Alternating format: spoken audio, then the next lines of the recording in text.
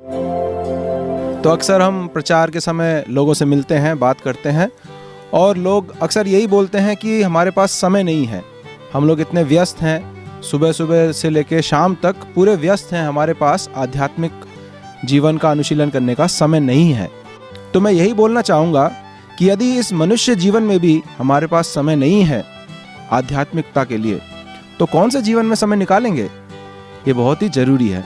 हम लोग स्पिरिचुअलिटी का महत्व और उसका आनंद जानते नहीं हैं, इसलिए इसको महत्व नहीं दे पाते हैं। लेकिन ऐसे भी कई साधु हैं, सिद्ध महात्मा हैं, जिनके पास शरीर के लिए समय नहीं है। हाँ जी, वे भजन में, भगवान के स्मरण में, सेवा में इतने लीन रहते हैं कि उनके पास खाने का, सोने का, यहाँ तक कि अपने शरीर के राख रखाव के लिए कोई समय नहीं बचता।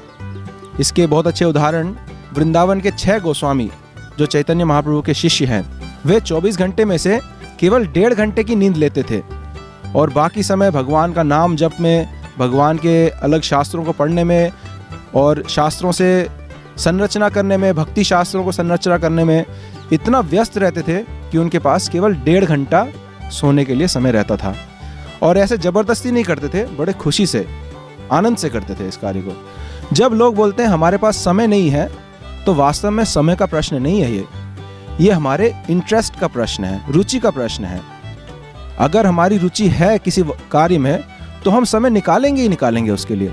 24 घंटे भगवान ने सभी को दिए हैं, तो जिसका प्रायोरिटी है, जिसका इंटरेस्ट है, वो ज़रूर समय निकाल के उस कार्य को करता है।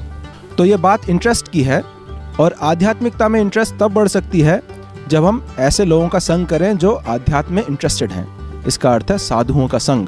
आज के युग, आधुनिक युग में एक महान साधु A.C. भक्तिवेदांत स्वामी श्रील प्रभुपाद जी, जिन्होंने पूरे विश्व भर में इस संदेश का प्रचार किया, ऐसे साधु का संग करना चाहिए आपको श्रील प्रभुपाद जी से किसी प्रकार की कोई हानि नहीं होगी।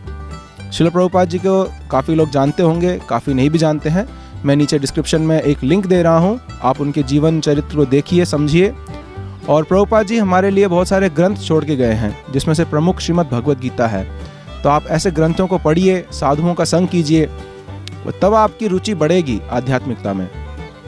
भागवत पुराण में लिखा है, शुश्रूषु श्रद्धानस्य वासुदेव कथा रुचि स्यान महत सेवया विप्र पुण्य तीर्थ निषेवनात्। महात्माओं के चरणों की सेवा करने से हमारी आसक्ति भगवान की कथाओं में बढ़ती है, भगवान की कथाओं को सुनने का रुचि बढ़ता है। तो ऐसे अनेक साधु हैं, आप उनका संग कर सकते हैं, उनसे सुन सकते हैं, आप उनकी सेवा भी कर सकते हैं।